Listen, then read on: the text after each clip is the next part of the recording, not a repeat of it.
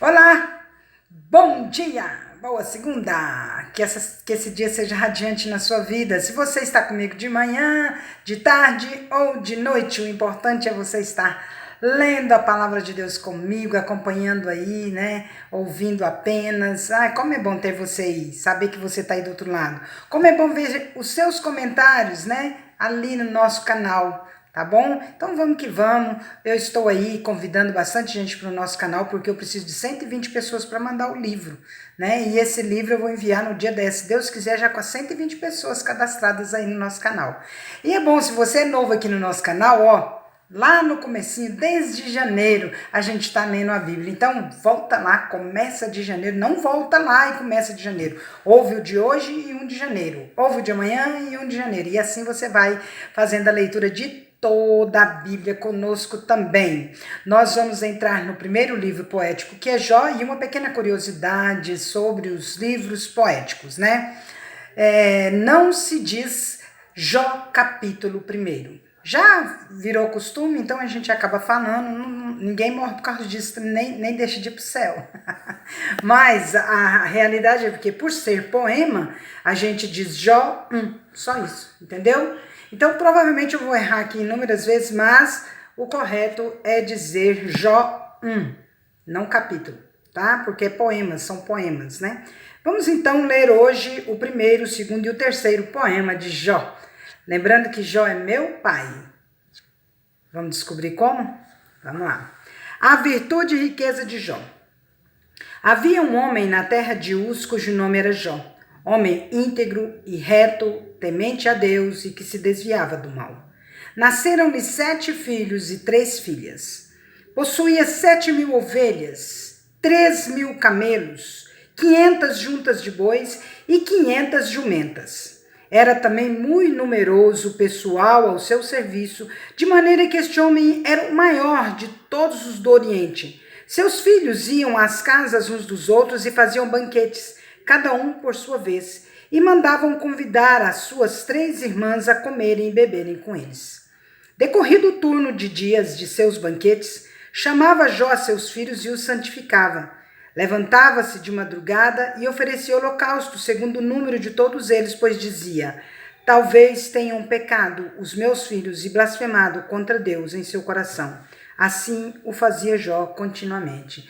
Temos uma primeira lição aqui, né? Nós, pais, né, generalizando aí, mãe e pai, devemos estar sempre intercedendo, né, em prol dos nossos filhos, em reunindo-os, orando e pedindo perdão por eles, né? Vai que eles pecaram. Então a gente tem que estar sempre santificando os nossos filhos. Um bom exemplo de pai. Num dia em que os filhos de Deus vieram apresentar-se perante o Senhor, veio também Satanás entre eles. Então perguntou o Senhor a Satanás: de onde vens? Satanás respondeu ao Senhor e disse: de rodear a terra e passear por ela. Perguntou ainda o Senhor a Satanás: observaste o meu servo Jó? Porque ninguém há na terra semelhante a ele, homem íntegro e reto, temente a Deus e que se desvia do mal. Então respondeu Satanás ao Senhor: porventura, Jó debalde teme a Deus? Acaso não o cercaste com Sebe, a ele, a sua casa e a tudo quanto tem? Sebe é uma cerca, né? Uma cerca protetora. A obra de suas mãos abençoaste e os seus bens se multiplicaram na terra. Estende, porém, a mão e toca-lhe em tudo quanto tem, e verás se não blasfema contra ti na tua face. Disse o Senhor a Satanás: eis que tudo quanto ele tem está em teu poder, somente contra ele não estendas a mão. E Satanás saiu da presença do Senhor. As aflições e a paciência de Jó. Sucedeu um dia em que seus filhos e suas filhas comiam e bebiam vinho na casa do irmão primogênito, que veio um mensageiro a Jó e lhe disse: os bois lavravam e as jumentas paciam junto a eles. De repente, deram sobre eles os sabeus e os levaram, e mataram aos servos a fio da espada. Só eu escapei para trazer-te a nova. Nossa, perdeu todos os bois e os jumentos. Tá vendo? Falava este ainda quando veio outro e disse: fogo do céu, fogo de Deus caiu do céu e queimou as ovelhas e os servos e os consumiu. Só eu escapei para trazer-te a nova. Agora foram as ovelhas, os servos juntos, né? Falava este ainda quando veio outro e disse: dividiram-se os caldeus em 3 bandos, deram sobre os camelos, os levaram e mataram aos servos a fio da espada. Só eu escapei para trazer-te a nova. Camelos também, mais servos, tudo num dia só. Também este falava ainda quando veio outro e disse: estando teus filhos e tuas filhas comendo e bebendo vinho em casa do irmão primogênito, eis que se levantou grande vento do lado do deserto e deu nos 4 cantos da casa, a qual caiu sobre eles e morreram. Só eu escapei para trazer-te a nova. Perdeu os 10 filhos também. Então Jó se levantou, rasgou seu manto, rapou a cabeça e lançou-se em terra e adorou. Adorou. E disse: nu saí do ventre de minha mãe e nu voltarei. O Senhor o deu e o Senhor tomou. Bendito seja o nome do Senhor. Em tudo isto, Jó não pecou, nem atribuiu a Deus falta alguma. Eis aqui um exemplo grandioso, né, de homem temente a Deus. Jó 2. Num dia em que os filhos de Deus vieram apresentar-se perante o Senhor, veio também Satanás entre eles apresentar-se perante o Senhor. Então o Senhor disse a Satanás: de onde vens? Respondeu Satanás ao Senhor e disse: de rodear a terra e passear por ela. Perguntou o Senhor a Satanás: observaste o meu servo Jó? Porque ninguém há na terra semelhante a ele, homem íntegro e reto, temente a Deus e que se desvia do mal. Ele conserva a sua integridade, embora me incitasses contra ele para o consumir sem causa.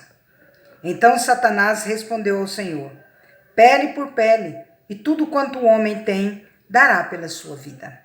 Estende, porém, a mão, toca-lhe nos ossos e na carne, e tu verás se não blasfema contra ti na tua face. Disse o Senhor a Satanás: eis que ele está em teu poder, mas poupa-lhe a vida. Então saiu Satanás da presença do Senhor e feriu a Jó de tumores malignos, desde a planta do pé até o alto da cabeça. Jó, sentado em cinza, tomou um caco para com ele raspar-se. Então sua mulher lhe disse: ainda conservas a tua integridade? Amaldiçoa a Deus e morre. Mas ele respondeu-lhe: falas como qualquer doida. Temos recebido o bem de Deus e não receberíamos também o mal? Em tudo isso, não pecou Jó com seus lábios. Olha a mulher dele, perdendo a paciência, de certo vendo aquele homem mal cheiroso, aquele homem já todo carquilhado, né, de feridas, todo cheio de chagas, perdeu seus filhos, perdeu seus bens, a mulher estava pobre, um homem que agora visivelmente mendigo, né, sem bens, e a mulher então fala: morre. Amaldiçoa o seu Deus e morre. Provavelmente ali já não tinha, ele já nem dormia mais com a esposa devido aquelas dores, Ai, deve ter sido horrível, né, gente? Muito horrível. Mas vamos lá. Ouvindo, pois, 3 amigos de Jó todo este mal que lhe sobreviera, chegaram cada um do seu lugar. Elifaz, o temanita, Bildade, o suíta, e Zofar, o namatita, e combinaram ir juntamente condoer-se dele e consolá-lo. Levantando eles de longe os olhos e não reconhecendo, ergueram a voz e choraram, e cada um, rasgando o seu manto, lançava pó ao ar sobre a cabeça. Sentaram-se com ele na terra 7 dias e 7 noites, e nenhum lhe dizia palavra alguma, pois viam que a dor era muito grande. Você tem amigo assim? Pelo menos 3 que se sentem ao seu lado, percebam sua dor, se condoem contigo, durante 7 dias não falam nada, só choram com você. Só vislumbram sua dor e ali te consolam apenas com a presença. 3 amigos, hein? Jó amaldiçoou o seu nascimento. Depois disto, passou Jó a falar e amaldiçoou o seu dia natalício. Disse Jó, veja bem que esse é o versículo de número 2. Na Bíblia revista e atualizada, esse é o versículo, é o menor versículo da Bíblia, tá? Só aí uma curiosidade para você.